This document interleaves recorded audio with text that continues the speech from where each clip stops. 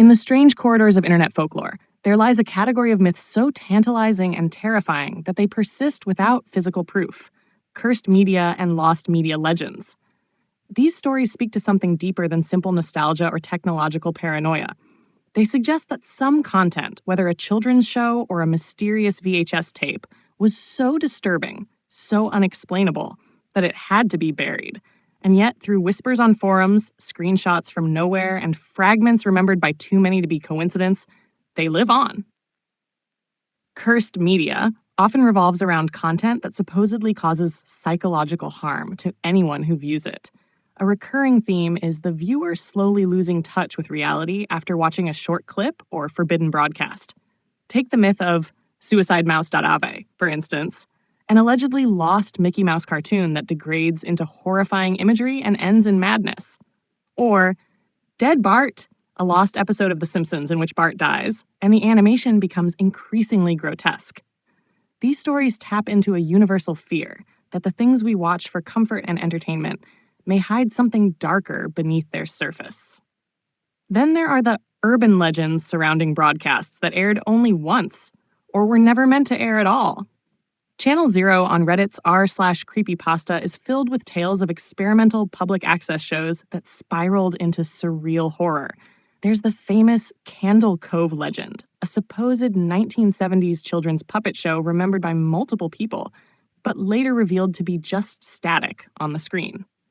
It's a perfect example of shared hallucination meets manufactured memory, a psychological ghost story cloaked in nostalgia.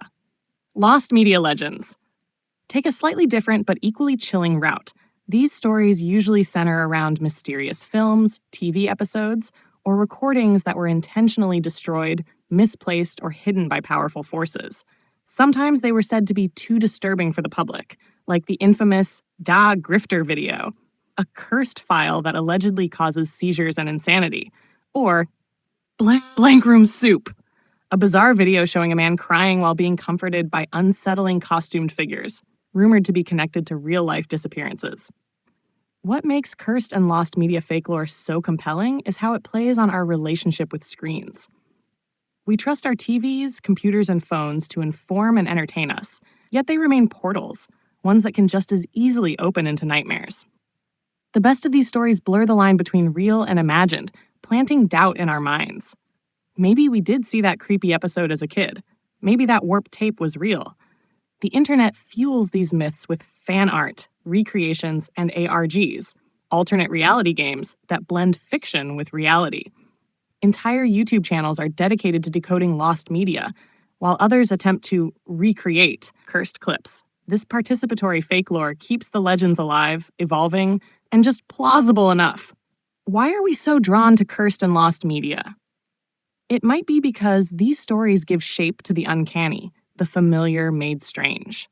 They tap into deep psychological fears, corrupted innocence, forbidden knowledge, and the dread that some stories are too real to forget, even if they never existed. Whether or not the cursed tape is real, whether the lost broadcast ever aired, these tales persist because they infect the imagination. Once heard, they're hard to shake. Once viewed, if you're brave enough, they stay with you.